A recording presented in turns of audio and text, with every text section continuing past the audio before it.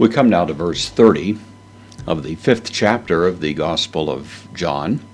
Jesus is in a conversation with the religious leaders. He's upping his estimate of himself in their eyes, probably astonishing them with the way in which he continues to make more and more extravagant claims concerning himself, claiming to have the power to raise the dead, to call forth people from the tombs, the power to judge, aligning himself with the Son of Man character in the book of Daniel, and otherwise really making these rather sweeping affirmations concerning himself.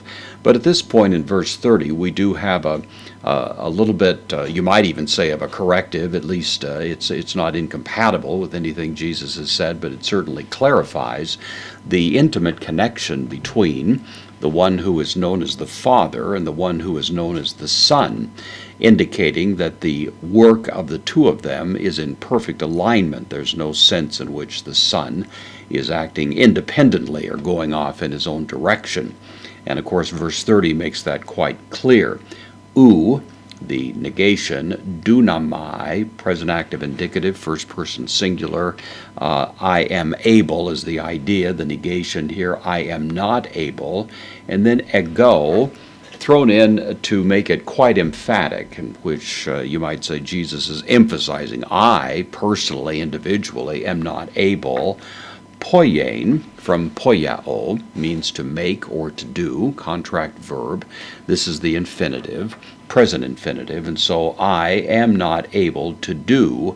Ap, from apo, the preposition takes the genitive, it means from, and then emautu. This is the reflexive pronoun, from myself in this case. The various reflexive pronouns in Greek, myself, himself, yourself, and so on. It's one of that class of pronouns. So I am not able to do from myself. Uden, neuter pronoun, means nothing. It could be no one if it were masculine. Here it certainly sounds a little bit like a double negative, which is not permissible in English, but is certainly common in Greek and in other languages as well. So I am not able of myself to do nothing would be the literal rendering. Of course, the way we translate it would be I'm not able of myself to do anything. Kathos, this is an adverb, means just as. Akuo, first person singular, present active indicative.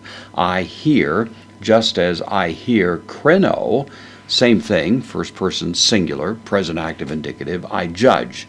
Just as I hear, I judge. There's no independent action, in other words, on the part of the Son, acting in perfect harmony with the will of the Father. The idea here is, Jesus continues, kai he krisis, and the judgment, krisis, the word from which we get the word crisis, judgment, the judgment he eme, the of me.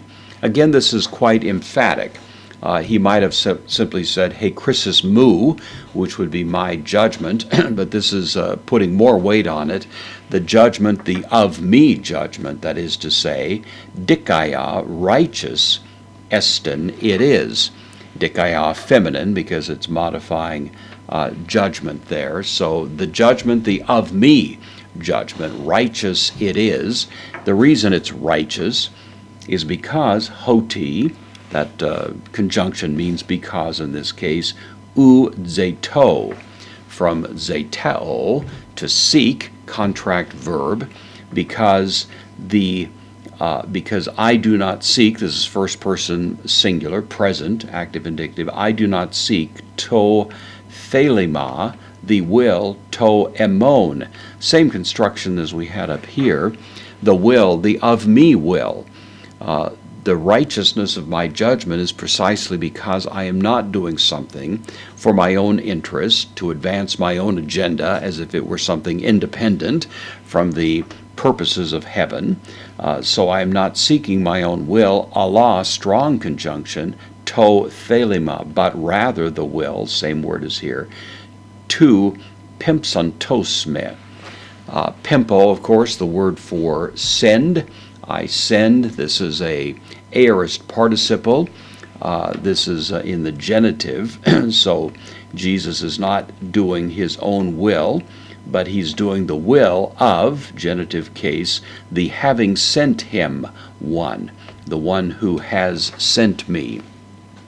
Of course, all of this is to indicate that while Jesus makes extravagant claims for himself, that all that he does and all that he claims to do is in perfect harmony with the purposes of the one who sent him. That's part of the reason, of course, that he said earlier that a person must honor the Son in the same way they honor the Father, because they share a common interest and indeed in Trinitarian categories a common substance, so that they are indeed one great essence expressing that essence in three distinct persons.